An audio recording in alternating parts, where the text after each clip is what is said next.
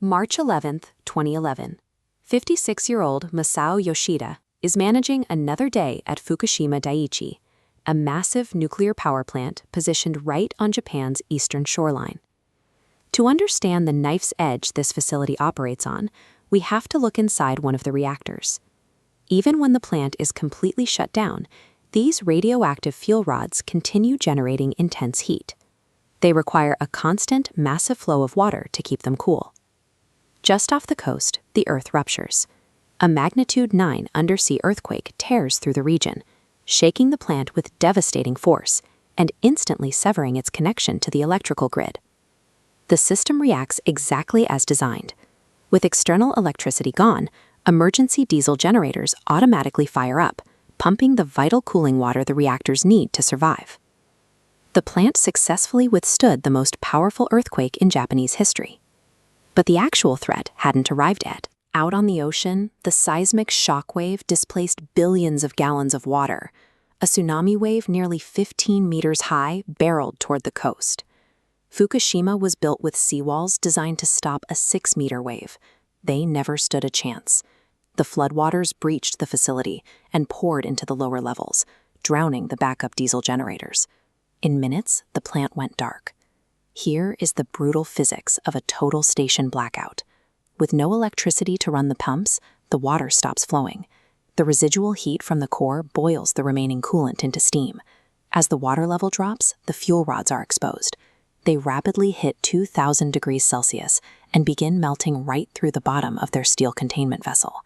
Yoshida and his team are now completely blind. If they cannot find a way to cool that molten mass, it will leak into the earth and contaminate massive swaths of Japan, rendering the region uninhabitable for decades. The natural disaster had triggered a total mechanical breakdown, forcing the on-site crew to find a way to cool a radioactive core that was now generating its own destruction. Operating out of an emergency response center, Yoshida's crew resorts to ripping 12-volt batteries out of their own cars. They wire them directly to the control panels, desperately trying to get any reading on what's happening inside the dark reactors. The restored gauges deliver terrifying news. Inside Reactor 1, the boiling water has converted to steam, building immense pressure that is threatening to blow the containment vessel apart entirely. Yoshida has to vent the reactor. He needs to manually open safety valves to release that steam and relieve the pressure. Doing this will purposefully blast highly radioactive materials straight into the atmosphere.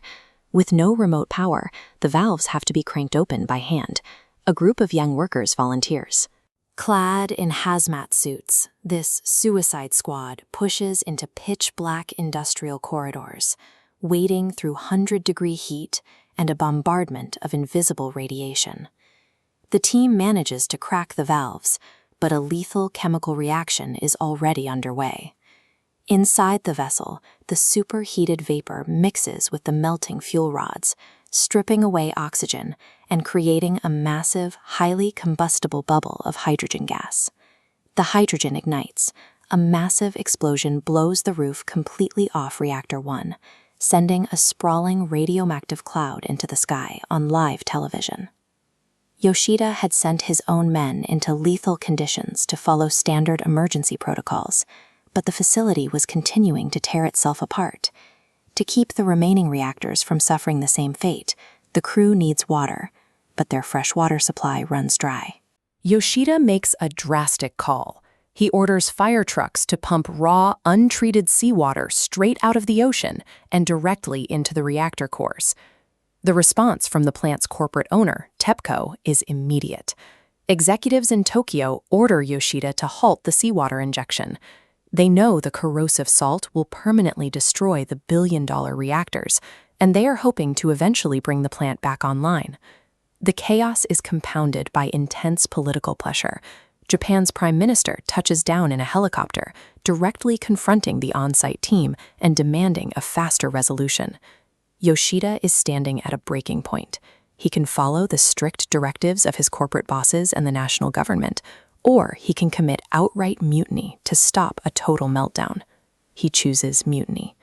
Yoshida openly acknowledges the corporate order, but secretly instructs his men to continue pumping the seawater. He decides to sacrifice the company's most expensive assets to prevent the deaths of millions. Over the next few days, reactors 2, 3, and 4 suffer their own catastrophic explosions. Radiation levels on site spike to 400 millisieverts per hour, a dose that guarantees severe cellular damage and a massive increase in cancer risk. Facing an impossible environment, Yoshida gathers his staff. He bows deeply in apology for his failure to stop the disaster and orders all 750 non-essential workers to evacuate and save themselves. But a core group of about 50 volunteers refuses to leave. They remain behind in the toxic, smoke-filled wreckage, fiercely fighting to manually pump water into the dying reactors.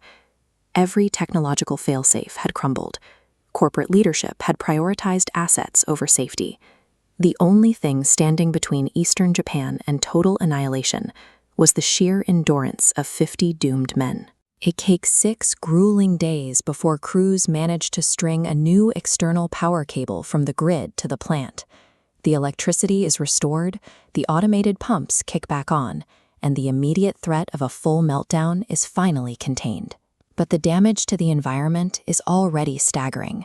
The explosions released massive quantities of cesium-137, an isotope with a half-life of 30 years.